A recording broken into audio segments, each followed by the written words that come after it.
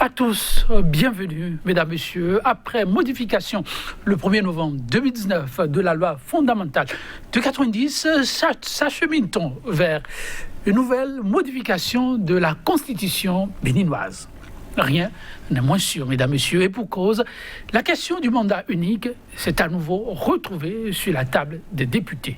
Le dossier, déjà transmis à la commission des lois. C'était le 16 septembre 2021. La démarche, celle de la CJP, la coalition des jeunes patriotes, appelle à institutionnaliser le mandat unique. Quel intérêt? C'est le sujet en débat au cours de ce numéro de votre émission 100% Bénin. Nous serons avec un juriste et un politologue. Déjà, sur ce plateau, Landry Angelo Adelakou, juriste, il est consultant en droit humain. Landry Angelo Adelakou, bonjour à vous. Bonjour, chers journalistes, et bonjour, chers internautes et téléspectateurs de Sika TV. Et vous répondre à leur façon, en face d'Angelo Adelakou, Hamza Abdoulaye, politologue, il est chargé de la communication au niveau du parti GSR, groupe Solidarité Républicaine. Hamza Abdoulaye, bonjour à vous. Bonjour Joël, bonjour téléspectateurs et téléspectatrices. Et vous répondre, merci pour la disponibilité. Mesdames, Messieurs, après l'échec de la révision constitutionnelle en 2016, l'Assemblée nationale est à nouveau invitée à examiner une nouvelle fois la proposition de mandat unique. Je me retourne d'abord vers le juriste. La démarche, comment on l'a prise? Merci bien. Je pense qu'il y a quelques mois, on avait déjà eu l'opportunité de discuter d'une question pareille, ici même sur ce plateau avec notre collègue. Et je pense que les réponses seront les mêmes. Les choses n'ont pas évolué parce que vous avez dit le droit reste le droit, mais le reste après, c'est des questions politiques qui entrent en jeu. Alors, je dirais tout simplement qu'en tant que citoyen, chacun de nous a le droit de saisir les institutions de la République et plus précisément, puisque nous parlons de l'Assemblée nationale, et conformément aux dispositions du règlement intérieur de l'Assemblée nationale, nous avons le droit de la saisie sur certaines questions à charge pour l'Assemblée nationale, cette fois-ci, une fois saisie, et de poursuivre avec la procédure nécessaire qui est également précisée au niveau du règlement intérieur. Et en fait, nous allons comprendre que nous avons pris désormais, puisque le règlement intérieur parle du pouvoir de pétition, donc les pétitions. Ce sont les pétitions et puis à définir un peu le contenu. Et depuis que nous avons considéré que même pas de simples lettres, nous sommes dans un registre de pétition et donc il n'y a plus de débat. Donc chaque fois que l'Assemblée nationale est saisie, c'est une question qui touche à l'intérêt général, à la politique nationale et tout. Conformément à cette disposition-là, le président de l'Assemblée nationale a fait le dossier à la commission, une commission technique, donc la commission des lois, et à charge pour la commission des lois de lui adresser un rapport après étude. Et donc l'examen de ce rapport permettra maintenant à l'Assemblée nationale de voir si il faut poursuivre dans le dossier ou carrément s'arrêter là. Mais le minimum que l'Assemblée nationale est saisie de ces questions-là et que l'on met en œuvre, l'on met en branle les dispositions du règlement intérieur, c'est qu'il faut nécessairement affecter le dossier à une commission technique, donc la commission des lois. Donc ce qui est en train d'être fait, en réalité jusque-là, ce n'est pas sorcier, ce n'est pas du tout sorcier, c'est du bon droit. C'est du bon droit. C'est dans la suite qu'on verra maintenant si, entre-temps, il n'y a pas une sorte de tricherie en jeu. Oui, c'est du bon droit. La CJP reste dans cette logique. Un mouvement qui accompagne les actions du chef de l'État. Politiquement, beaucoup s'interrogent. Pourquoi une telle proposition à un moment où le chef de l'État, après l'échec de 2016, a dit avoir pris acte et avoir instruit et bataillé pour la modification de la loi fondamentale sans pour autant toucher à cette disposition. Alors le politologue se sent-il aussi interpellé de cette façon-là? Alors merci Joël. Être interpellé de quelle façon? De la façon dont le mouvement a saisi l'Assemblée nationale ou être interpellé par rapport au fond de cette saisine? Dans les deux cas, je suis aussi très réticent pour me prononcer parce que la CJP, la coalition des jeunes patriotes, a manifesté un intérêt légitime à tout citoyen béninois qui peut en effet solliciter l'Assemblée nationale sur une simple correspondance, sur une simple lettre.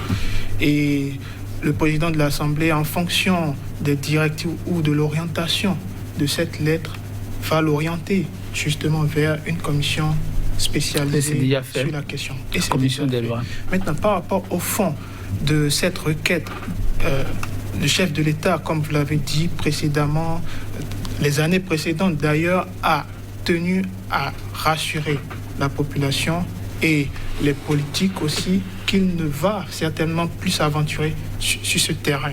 Donc moi je trouve qu'on a d'autres priorités, mais on nous met en avant d'autres sujets qui n'ont aucun intérêt général pour les Béninois, pour les jeunes. Et aujourd'hui, je pense qu'on rame à compte courant, forcément, quand on parle d'un mandat unique, parce que ça ne devait pas être à l'ordre du jour, dans la mesure où le chef de l'État qui incarne une institution, lui-même l'a dit clairement, à plusieurs reprises. C'est vrai, on dit que la parole de l'homme politique, en réalité, n'engage que ceux qui y croient, ou les promesses du politicien n'engagent que ceux qui y croient. Il avait fait dans une certaine mesure de promesses par rapport à certaines choses qui devraient être durant son mandat, mais s'étant confronté à un échec, il a dû renoncer.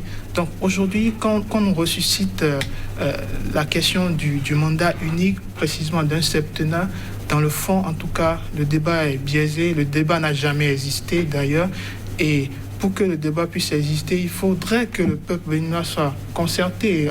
Aujourd'hui, la jeunesse béninoise, le peuple béninois est contre une nouvelle révision de sa constitution, encore moins qu'on touche à ce dispositif, j'allais dire, qui touche au nombre de mandats du chef de l'État au Bénin.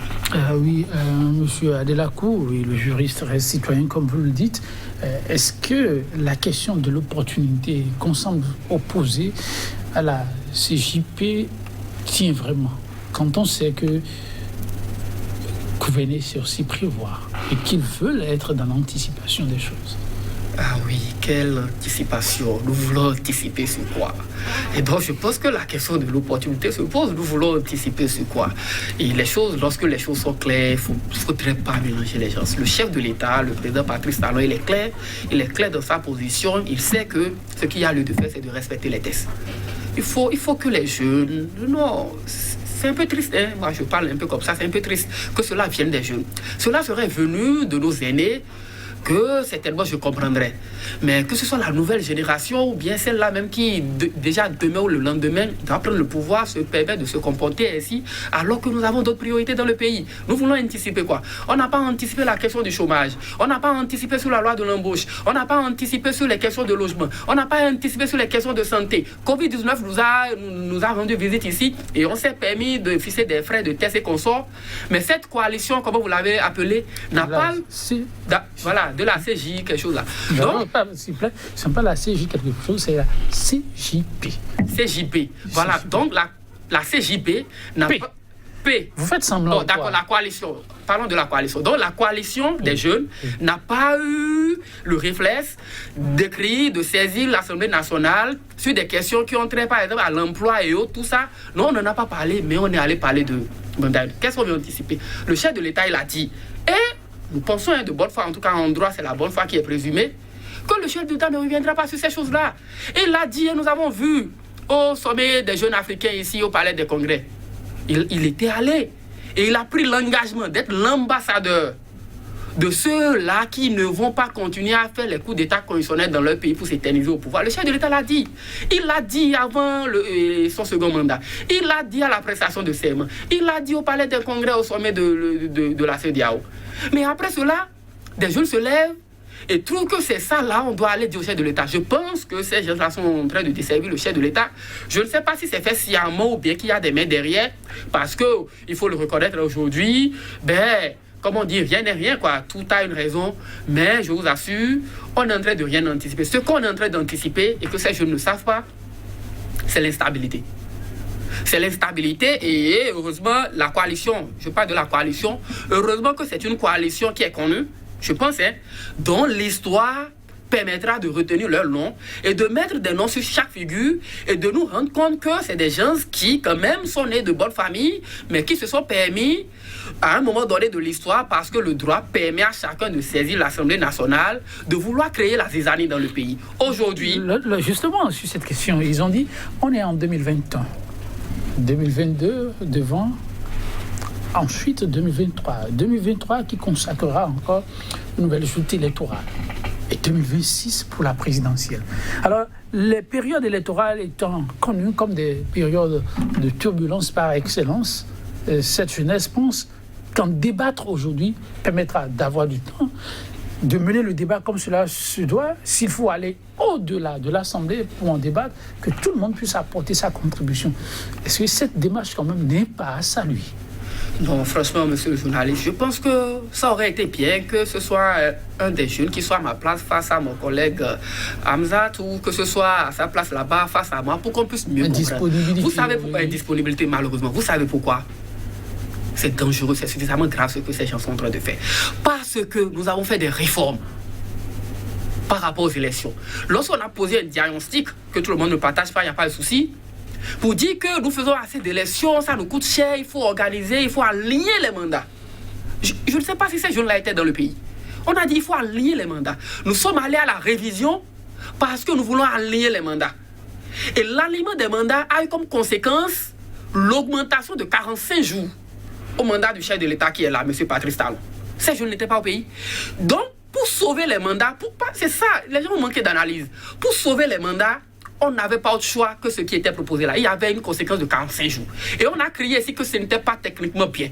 Mais c'était la conséquence de l'alignement des mandats. Ce qui fait que si jamais nous ratons une seule élection en 2023, par exemple, l'alignement des mandats tombe. Cela voudrait dire que la réforme qui a été opérée, qui est chère au président Patrice Talon, tombe du fait d'un décalage d'une seule élection ou d'un seul mandat. Mais ces jeunes n'ont pas fait ce calcul, n'ont pas fait l'interprétation pour comprendre l'esprit même des réformes, pour comprendre que la conséquence de l'alignement des mandats fait qu'aujourd'hui, vous ne pouvez pas dire que vous n'organisez pas les élections en 2023, qu'on ira en 2022 ou en 2024, et que vous ne pouvez même pas dire qu'on ira... C'est justement l'alignement des mandats qui fait que le mandat des députés qui sont là sera court-circuité. C'est ça les conséquences. Et moi, j'estime que quand on est jeune avant d'entamer certaines démarches, il faut prendre le temps de lire, de comprendre, de questionner, de demander les avis des gens.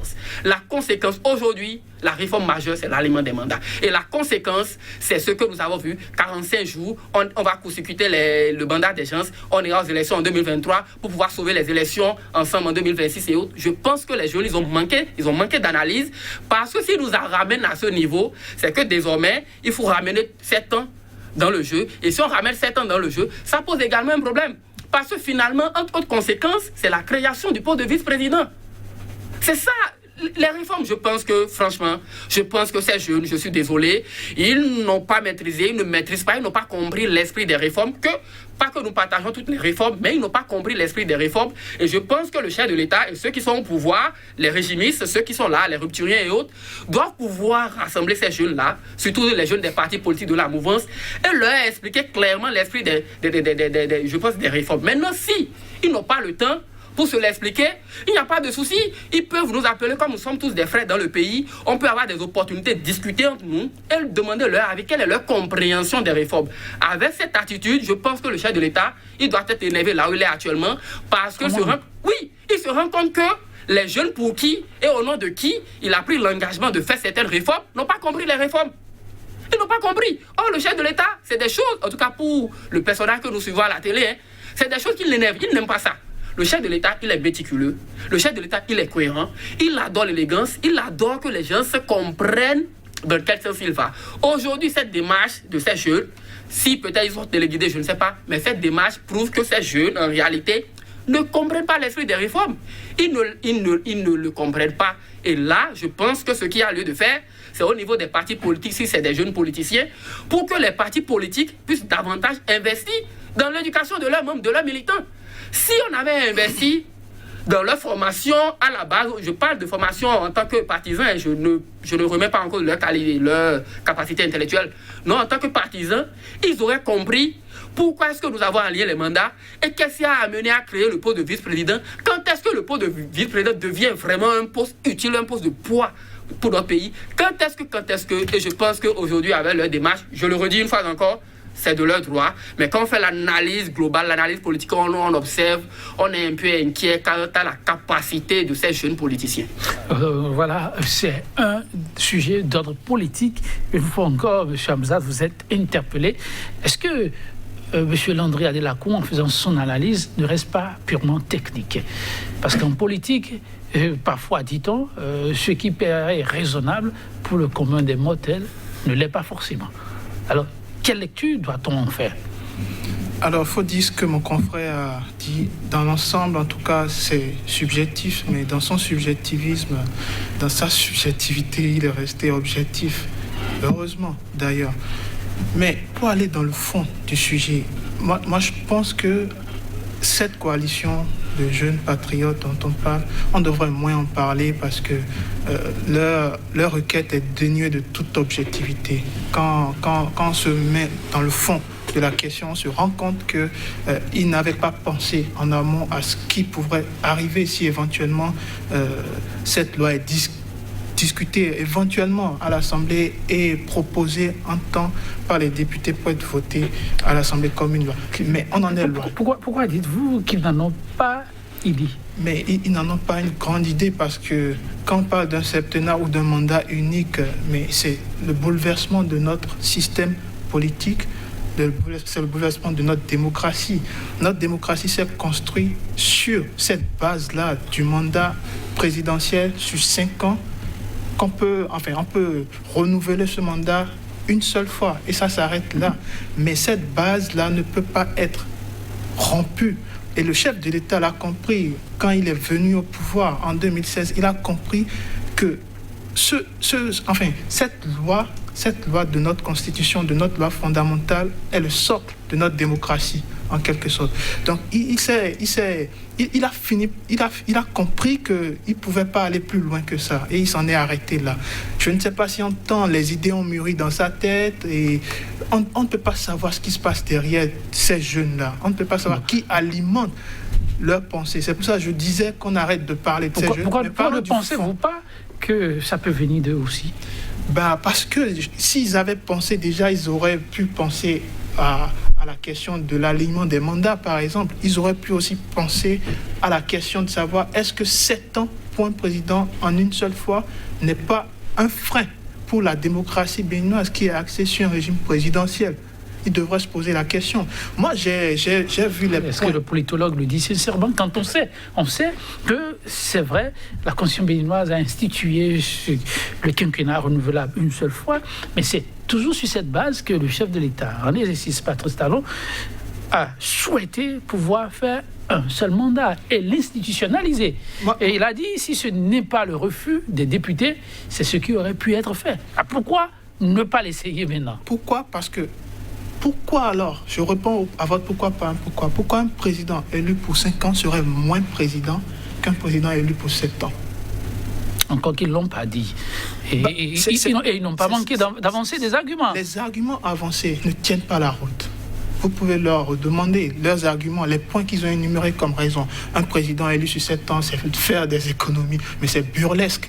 C'est burlesque dans la mesure où on sait très bien que ce n'est pas la durée d'un mandat qui fait en sorte que les projets de développement vont dans le bon sens. Mais c'est la qualité du programme politique qui fait en sorte que votre programme arrive à fédérer plus de monde, arrive à avoir plus de résultats à la fin. On a connu des exemples dans le monde. Quand je prends des présidents qui ont juste fait... Je prends le cas des États-Unis, qui est un peu une démocratie proche de la nôtre, puisque c'est un régime présidentiel, mais un présidentiel pur et dur. Mais on a connu des présidents américains élus pour 4 ans, mais qui ont fait le job en 4 ans. Donc, ce n'est pas la durée qui conditionne le travail. Ce n'est pas la durée qui conditionne, en fait, l'économie d'un gouvernement par rapport à un pays. C'est faux, c'est burlesque, ça n'a aucun sens. C'est pour ça que je disais en amont, est-ce qu'ils ont réellement pensé à la chose ou ils voulaient juste se faire de la com? Et moi, je crois qu'ils sont plus dans ce sens. Et si on doit se tabler sur le fond de cette discussion, on devrait plus se dire 7 ans en une seule fois, qu'est-ce que ça nous apporte concrètement? Alors après, si on voit. Qu'est-ce qu'on peut dire? 7 ans, c'est déjà trop long pour un seul mandat. C'est déjà trop long et notre système pourrait ressortir étouffé de ces 7 années uniques. Et en plus de ça, on peut ajouter que ces 7 ans ne cadrent pas aujourd'hui avec le calcul des mandats des autres élections. Ça ne cadre pas du tout. Parce que si on doit se mettre dans la mesure, en admettant que le président Talon puisse être dans un septennat après, enfin, en supposant que cette loi proposée par les députés, ou pourrait être proposée par les députés, soit votée, machin, jusqu'à terme, mais est-ce qu'il va continuer avec ce mandat de 5 ans ou il va faire les 7 ans en attendant d'entamer un autre mandat, puisqu'on va parler peut-être d'une nouvelle république? Vous l'avez lu, ne faites pas semblant de ne les avoir pas suivis. Ils l'ont dit clairement, les lois, pour eux, disposent pour l'avenir. Le chef d'État a fini, c'est 5 ans. Et alors, la procédure enclenchée, si elle aboutit, ils aimeraient bien, ils l'ont dit, noir sur blanc, ils aimeraient bien le voir à l'œuvre. Une nouvelle fois, ça veut dire qu'ils ne maîtrisent rien du tout par rapport à l'histoire politique. Parce qu'on a vu, en 2002, Jacques Chirac a fait la même procédure, mais dans l'autre sens. C'était un septennat, mais il a fait une révision de la Constitution pour un quinquennat. Et il était dans son second mandat, en fait. Donc vous refusez qu'il ne puisse pas y avoir d'innovation à travers cette démarche? Bien sûr, il devrait avoir qu'une innovation à travers cette démarche. Si démarche il y a, ce serait une démarche constructive, dans le sens, bien sûr, de notre démocratie. Et en fédérant le peuple, parce qu'on oublie le peuple. Une portion du peuple ne fait pas le peuple. Une portion des illuminés ne fait pas le peuple. Parce que cette coalition, il faut le dire clairement, est-ce que cette coalition nous apporte réellement un plus à notre quotidien? Mon confrère l'a dit en début, est-ce qu'ils ont pensé aux questions de développement? À mon sens, non. Est-ce qu'ils ont pensé aux questions du chômage? À mon sens, non. Est-ce qu'ils ont pensé à des stratégies pour permettre à notre démocratie d'aller mieux? Je dirais non. Est-ce qu'ils ont émis finalement des avis par rapport à cette question qui est liée à la crise démocratique au Bénin qui persiste depuis 2019? La réponse est clairement non. Quels sont alors leurs intérêts? Quels sont alors leurs objectifs? Est-ce qu'ils sont dans une démarche de se faire voir, genre de tout dire sans rien dire, ou est-ce qu'ils sont dans une démarche d'être manipulés aux fins politiques? On ne peut pas le savoir. Mais ce qui est certain, ce qu'on peut savoir, c'est que cette démarche n'est pas du tout opportune pour notre démocratie. On a d'autres priorités aujourd'hui sur la table. On a d'autres sujets, clairement, que ce soit sur l'échiquier politique, que ce soit sur l'échiquier sanitaire, économique, social. La priorité est ailleurs. Jacques Chirac l'a dit, notre maison brûle et nous regardons ailleurs. Alors non, ce que vous dites est terrible. Est-ce qu'on peut dire que la maison Bénin brûle et la jeunesse décide de regarder vraiment ailleurs avec tous ces arguments? Parce que chacun, comme vous dites, a sa vision des choses. On peut parfois se tromper. Mais là, est-ce qu'on peut penser à une jeunesse qui voit ailleurs pendant que sa maison brûle? Encore que, après cette démarche-là, on a vu récemment cette maison qui est en train de brûler. Il paraît que ça s'éteint petitement. La rencontre Boni-Yayi, Patrice Talon, est-ce que ce ne sont pas des prémices pour mieux penser cette démarche de cette jeunesse-là? Merci bien. Je pense que c'est justement dans ce sens, donc le dernier volet, la rencontre entre l'ancien président Boni-Yayi et l'actuel Patrice Talon, c'est dans ce sens que cette jeunesse de la coalition, dont la coalition aurait pu faire quelque chose. Cette jeunesse aurait pu adresser, ça je parle un peu comme s'il était à leur place, aurait pu adresser sa requête à l'Assemblée nationale dans ce sens, dans un sens de rapprochement, d'accalmie. Aurait pu adresser sa requête au président de la République, Patrice Talon, dans un sens d'accalmie, et puis voilà. Parce que nous sommes dans une situation qui fait que certains sont toujours derrière les barreaux et que d'autres compatriotes sont à l'extérieur du pays. Nous sommes dans une situation où la jeunesse elle-même est face à des problèmes sur tous les plans. Et il y a personne... La jeunesse béninoise? Mais oui, bon, peut-être que cette jeunesse de la coalition n'en fait pas partie, je ne sais pas, mais la jeunesse à laquelle nous autres nous appartenons fait face à des situations. C'est la question du chômage qui est endémique. C'est la question de, bon, je dirais, crise sanitaire, si on peut le dire ainsi, avec le coronavirus. Donc, c'est la question du logement décent. C'est la question des habitants de Fieillon 1 qu'on a déguerpi la fois dernière. C'est des pères de famille, c'est des amis à tout le monde, c'est des compatriotes. C'est comment faire et relier Kéhou, Péonko et Kouandé par des voies bitumées. C'est ça, ce sont des questions, ça. Pourquoi est-ce que cette jeunesse n'a pas eu le réflexe d'interroger l'Assemblée nationale, le président de la République, sur ces questions pour dire, mais quand est-ce que vous allez finir par faire la route qui quitte Bani Kwara à Kéhou, qui quitte Kéhou pour Kouandé, qui quitte Kouandé pour Péonko? Mais non, ça n'intéresse pas cette jeunesse. C'est tellement que cette jeunesse ne vit pas dans le Bénin comme nous. Et donc, la maison brûle. La maison brûle sur le volet social. Nous avons des difficultés.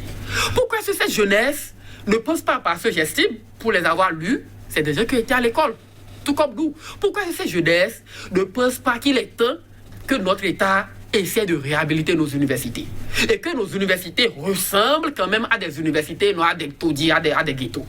Pourquoi est-ce que cette jeunesse ne pense pas quand même à ce que l'on puisse davantage corser la lutte contre la sécurité, parce que ces derniers temps, on a vu dans ces mêmes podiers qu'on sort. Et jusqu'à ce qu'un compatriote à nous a dû rendre l'âme. Pourquoi cette jeunesse ne célèbre pas ce policier qui a rendu l'âme sur le front? Mais pourquoi ça on ne le fait pas? Et vous savez ce qui est bizarre, c'est que la jeunesse dans ce pays, vous allez voir, les politiques, qu'ils soient d'un camp ou d'un autre, ne posent pas la jeunesse. Et quand vous avez cette jeunesse qui a le temps, qui connaît déjà le chemin, qui aurait pu emprunter ce chemin pour poser ces problèmes sur la table de nos gouvernants, de nos dirigeants, de nos autorités, elle préfère s'écarter de ce chemin pour aller attaquer une question de mandat unique. Je vous explique pourquoi est-ce que cette jeunesse est en train de pécher contre le chef de l'État lui-même. Allez-y. Le chef de l'État, après sa rencontre et pour le sommet qui a eu lieu ici à Cotonou, que le Bénin, notre pays, a hébergé, donc de la CEDEAO, mais tout récemment, à la rencontre des chefs d'État de la CEDEAO, le Bénin étant représenté par le ministre des Affaires étrangères, a eu à dire que le Bénin propose la réforme de la CEDEAO pour lutter contre les coups d'État constitutionnels. J'ai l'impression que cette jeunesse ne suit pas l'actualité. Non, je suis sérieux. Moi, c'est factuel. C'est factuel. Ça, c'est la position du Bénin, ça. Et nous, on est fiers de ce que le Bénin ait pensé qu'il fallait quand même réformer. Réforme, c'est d'abord bon, réformer la CEDEAO. Pourquoi? Pour éviter les coups d'État constitutionnels qui mènent au coup d'État militaire. Donc, nous sommes dans ce schéma pendant qu'une jeunesse de ce pays qui est en train de faire ce plaidoyer au niveau international se lève et pense que lui, son président à elle, donc la jeunesse, son président à elle, doit pouvoir faire encore 7 ans en plus des 10 qu'il aurait fait. Vous voyez un peu l'incohérence, l'inconfort dans lequel on est en train de vouloir mettre le chef de l'État. Moi, je suis certain que le chef de l'État n'est pas preneur. Parce qu'on ne peut pas être à ce niveau de plaidoyer au niveau international, vouloir porter la charge de l'État démocratique, de l'État qui respecte la limitation des mandats. Et vous avez suivi également le président nigérien à la tribune des Nations Unies. Nigérien? Oui, nigérien plutôt. Nigérien, Mohamed Buhari. Oui.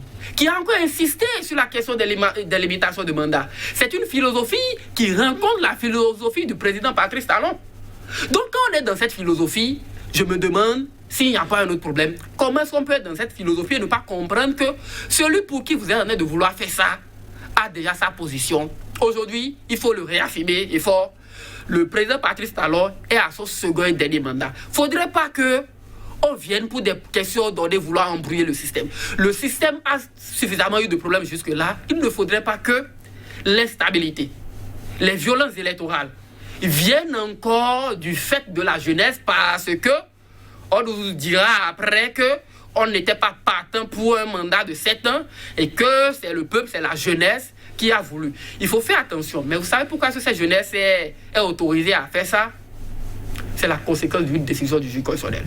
Comment ça? Je l'ai eu à dire ici. Et j'adore quand les faits viennent confirmer. J'ai tenu les mêmes propos, je vais encore rappeler. J'étais avec un autre collègue. Les choses n'ont pas évolué. Vous allez voir. Lorsque on a fait la révision de la Constitution, il y a eu la question de parrainage. Et il y a eu des citoyens, M. Nourdine Sakassale, M. Armand Brouillon, qui ont eu à saisir le juge constitutionnel sur différents points. Il y a eu un qui estime que le parrainage en l'état était inapplicable. Donc, demande de déclarer inapplicable le parrainage.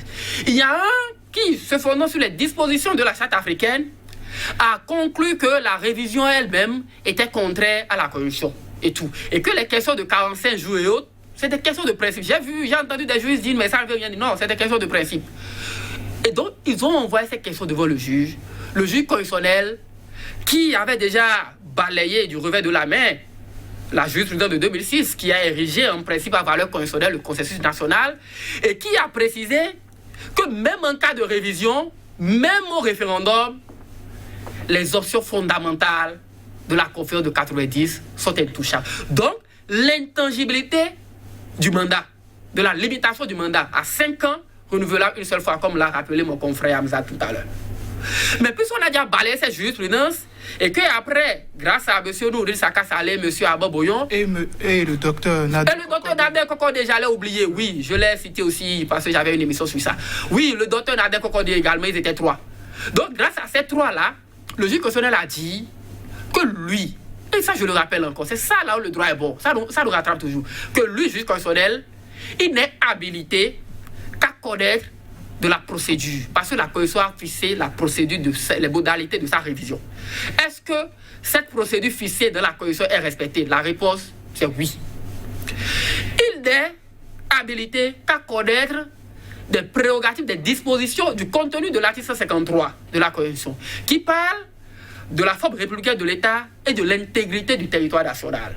Le juge constitutionnel béninois a estimé que cela est respecté, et c'est vrai. Par conséquent, les volets sur lesquels lui, il est compétent, sont épuisés, et qu'il n'est pas compétent, et ça je le cite, qu'il n'est pas compétent à se prononcer sur le parrainage, sur le contenu de la Constitution, parce que cela relevait de la volonté, je cite, souveraine du peuple, manifestée par l'Assemblée nationale. Et j'ai tiré ici une conclusion, quand j'étais avec mon collègue, pour vous dire, quand on interprète cette disposition, cette décision aujourd'hui qui fait partie de l'ordonnance juridique béninois, c'est que chaque fois que nous aurons une modification constitutionnelle qui amènerait à augmenter le nombre de mandats ou les années de celui qui est là, du président Patrice Talon, ou bien qu'on aurait dit désormais c'est 7 ans, ou bien c'est 20 ans, c'est 10 ans, s'il n'y a pas revirement de jurisprudence, le juge constitutionnel, en restant conforme à sa jurisprudence, dira tout simplement que lui, n'étant pas habilité à connaître du contenu de la Constitution,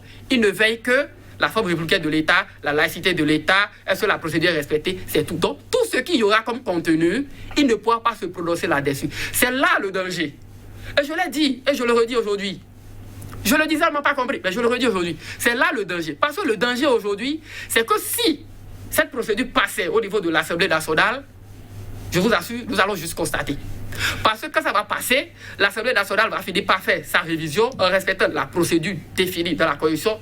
Donc, premier point qui est gagné, et l'Assemblée nationale va s'assurer de ne pas toucher à la forme républicaine de l'État, à la laïcité de l'État et à l'intégrité du territoire national.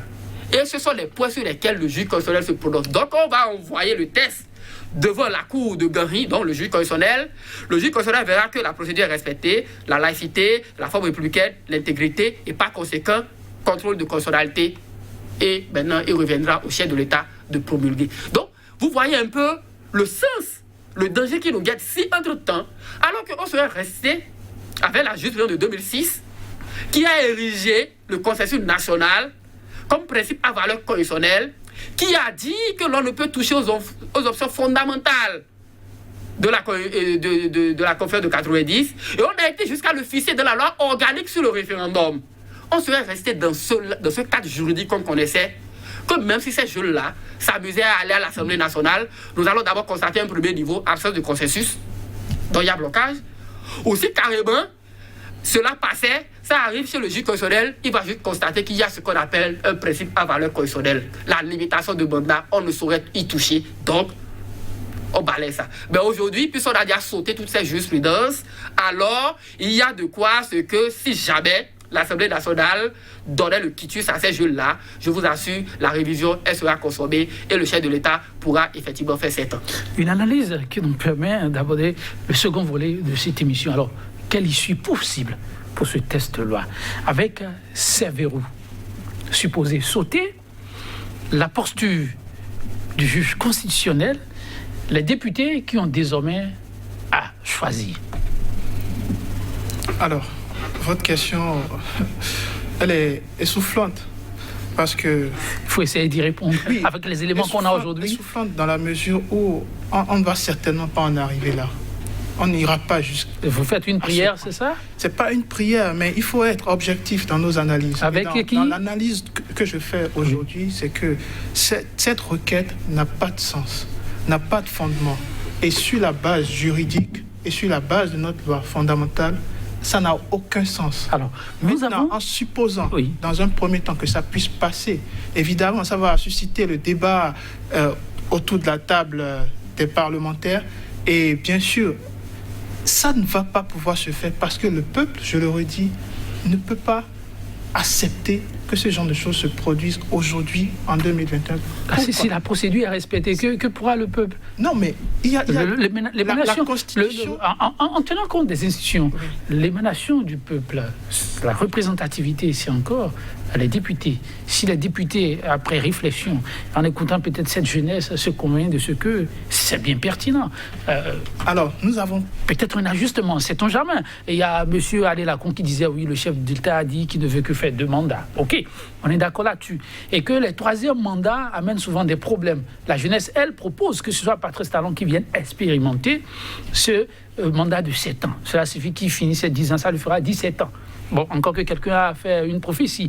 Maintenant, si le chef de l'État décide de ne pas aller faire cette expérience de 7 ans, est-ce que l'incident est clos et qu'on pourra permettre... Le président de la République, Patrice Talon, n'a pas décidé de quoi que ce soit. La Constitution lui a donné la légitimité de son mandat qu'il effectue, son 2e et dernier mandat qu'il effectue aujourd'hui. Donc, dans 4 ans, il va déposer le tablier. Il n'a rien d'autre à faire à part ça. Est-ce que le politologue oublie que le chef de l'État a la possibilité d'aller modifier la Constitution? Je n'oublie pas. Et que la démarche de la jeunesse peut être du pain béni. Je n'oublie pas que ça s'est déjà fait en 2019. On a vu dans quelles conditions cette Constitution, cette loi fondamentale fut modifiée, fut violée, entre guillemets. Mais derrière, aujourd'hui, est-ce qu'on peut apprécier cet acte à l'heure où nous parlons? C'est pas possible. On ne peut pas l'apprécier à sa juste mesure, à sa juste valeur, parce qu'on a une assemblée qui est unicolore, qui ne va que dans une seule direction. Malheureusement d'ailleurs, parce que ça n'existe dans aucune démocratie. Le rôle de l'Assemblée, c'est d'être le contre-pouvoir. Le rôle de l'Assemblée n'est pas d'être un oui-wiste à tout ce que dit l'exécutif. Le rôle de l'Assemblée, c'est de pouvoir être dans le contre-discours, de pouvoir être dans la contre-mesure aussi de la teneur de l'exécutif. Donc aujourd'hui, on n'a pas une assemblée parce que l'assemblée n'a qu'une seule voix. Et ça, c'est pas possible. Tout, je remets en cause les lois votées par cette assemblée depuis 2019 jusqu'en 2020. Bien sûr. Si le politologue le dit, mais vous n'êtes pas sorti de l'auberge. Il n'y a pas que le politologue qui le dit. Le constat aujourd'hui sur le terrain politique est clair. On n'a pas une assemblée qui soit objective. Et ça, c'est tout le monde qui le partage. Les institutions internationales l'ont partagé. Tout le monde s'inquiète par rapport à cette assemblée. Donc, moi, aujourd'hui, je me dis, ça ne peut pas se faire. Je le dis sur des faits. Mais est-ce que si cette assemblée réellement porte cette loi, porte cette proposition de loi devant la commission en question et que ça passe comme un vote, est-ce qu'il n'y a pas un réel danger, un réel risque? C'est pour ça que je dis, le peuple n'est pas dupe. Parce que cette fois-ci, on a compris qu'en 2019, s'étant tu les conséquences que cela a engendré. Mais en tant que politologue, moi, je pense que ce n'est pas une démarche objective. Ça n'avantage pas la démocratie béninoise. Et tant qu'on n'élève pas la voix, que ce soit ici, que ce soit avec les dispositions prévues par la Constitution, eh bien, on va régresser. Déjà, nous sommes en train de régresser. Certainement, on ira dans le mauvais sens cette fois-ci. On fait avec les instruments dont on dispose. Quel intérêt Patrice Talon a à ne pas intervenir ou à ne pas laisser les députés jouer pleinement leur partition avec l'exposé que vous-même venez de faire et que les députés, après réflexion, se disent mais bon, on peut quand même essayer. Non, je pense que le chef de l'État, il a tout intérêt, à moins qu'il veuille s'inscrire sur la liste des chefs d'État africains que nous connaissons, qui ont une parole et le lendemain en ont une autre. Parce qu'on serait quand même surpris que venant d'un monsieur comme Patrice Talon vienne nous dire que nous sommes dans une nouvelle république et donc il faut commencer 7 ans pour faire le premier mandat comme le fait un autre chef d'État qui n'est pas moins son ami, monsieur Alassane Ouattara en Côte d'Ivoire.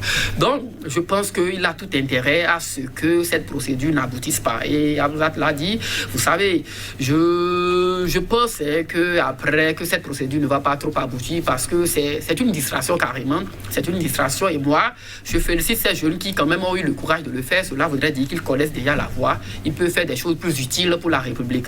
Le chef de l'État aujourd'hui, conformément à son discours lui-même, il sait qu'il ne peut pas le faire. Aujourd'hui, une chose est sûre, il a rappelé, la Constitution est claire aujourd'hui. Second mandat et dernier mandat, point. Maintenant, le reste, c'est qu'on peut vouloir organiser de la tricherie et après venir faire quelque chose. Mais quand vous prenez sa rencontre avec son ancien ami, son successeur, M. Boni Yayi, nous sommes dans un climat désormais où nous sommes en train d'apaiser les situations. Il faudrait que la jeunesse de ce pays puisse accompagner ses responsables, ces autorités qui ont eu à gouverner au destiné de notre pays pendant une dizaine d'années ou qui sont également là pour que nous puissions pacifier le pays. Ce n'est pas en allant chercher des formules, en allant dire aux gens, voilà comment vous pouvez contourner les règles, que nous allons y arriver. Moi, je fais partie de 57 jeunes Africains qui, en 2020, ont eu à adresser une note au chef d'État de la CEDEAO pour les inviter à respecter les fondamentaux de la démocratie et de l'état de droit. Le retour à l'ordre constitutionnel, le respect de la limitation de mandat. Mais nous étions en septembre. 2020. Mais un an après, nous avons vu la chute du professeur Alpha Condé. Cela voudrait dire que c'est de cette jeunesse qu'on a besoin. Une jeunesse qui a quand même le mérite de dire la vérité aux gens quand même ils ne sont pas d'accord.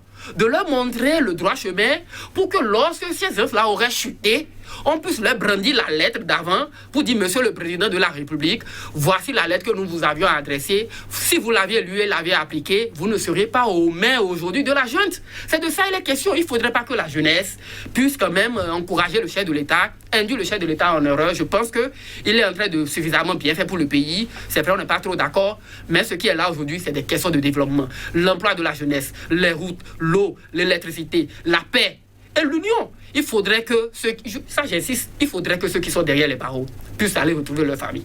Il faudrait que ceux qui sont en exil puissent aller. Monsieur le Président, nous on vous dit la vérité. Si vous vous laissez malmener par certains jeunes qui ont des intérêts qui sont les seuls à connaître, nous on ne sait pas. Alors là, Monsieur le Président, le peuple béninois vous retiendra tout simplement comme coupable et responsable de ce qui se passera. Aujourd'hui, nous sommes dans une position géographique. Il faut que la jeunesse anticipe. Nous sommes entourés par le Niger, le Burkina et le Nigeria. Monsieur Hamzat, c'est le terrorisme, c'est le djihadisme dans ces zones-là. Mais pourquoi est-ce que nous allons quand même continuer à encourager des actes qui pourraient nous amener à la radicalisation, qui pourraient nous amener à la facilité pour permettre à des individus, vous les connaissez, ceux-là, de s'emparer de notre pays et d'en faire ce qu'ils veulent? Non, je pense que la jeunesse doit être au cœur de la paix, doit être des ambassadeurs de la paix, doit militer pour la paix. Et je pense que cette jeunesse a déjà suffisamment fait. Ils ont eu à organiser ce qu'ils ont organisé. Nous sommes venus faire un plateau pour eux. C'est déjà bon. Maintenant, ils peuvent arrêter. Nous invitons les députés à l'Assemblée nationale de ne pas donner suite à cette distraction et de reconnaître que, en tout cas, c'est leur droit. Ils ont déjà fait ce qu'ils ont à faire. C'est déjà bon comme ça. Aujourd'hui, allons vers des élections pacifiques, allons vers des élections qui ne sont pas toujours générées ou teintées d'exclusion de certains camps, pour que ensemble, les moments électoraux plutôt, et que les questions politiques et autres ne puissent plus continuer à diviser quand même les fils et filles de ce pays. C'est ça le plus important. Merci. Ça, ce sont les mots de Landria Delacouille, M. Hamzat. Si vous devez faire une adresse par rapport à cette demande sur la table des députés, votre adresse sera présentée à qui? Bien sûr au chef de l'État d'abord, puisque c'est lui le chef de l'exécutif et cette demande précisément va à son avantage, entre griffes. On peut le dire entre griffes parce que ça va quand même à son avantage puisqu'il appelle son chouchou. Enfin, il est leur chouchou. Moi, je trouve que cette jeunesse n'est pas crédible. On ne peut pas les écouter, évidemment. Mais je ne veux pas tirer à boulet rouge sur cette jeunesse parce que cette jeunesse n'est pas responsable de ce qu'elle fait. On a une jeunesse aujourd'hui qui va dans le mauvais sens. Votre conclusion sera? Ma conclusion sera la suivante. on ne gouverne pas dans des conditions pareilles. Il faut toujours rester objectif en suivant les préceptes de notre loi fondamentale. Aujourd'hui, notre loi fondamentale est en danger. Et c'est notre rôle en tant que jeunes, en tant que politiques, en tant que technocrates, de pouvoir renverser les choses en disant au chef et à ceux qui sont autour de lui, non, vous n'êtes pas dans le bon sens, voici ce que vous avez à faire. Merci à vous, M. Hamza Tabla, et merci également à vous, M. Landriga Delacouche, et téléspectateurs. Ce sera tout. Ce fut un plaisir de vous avoir en notre compagnie. À très bientôt pour notre plateau de 100% BD. Au revoir.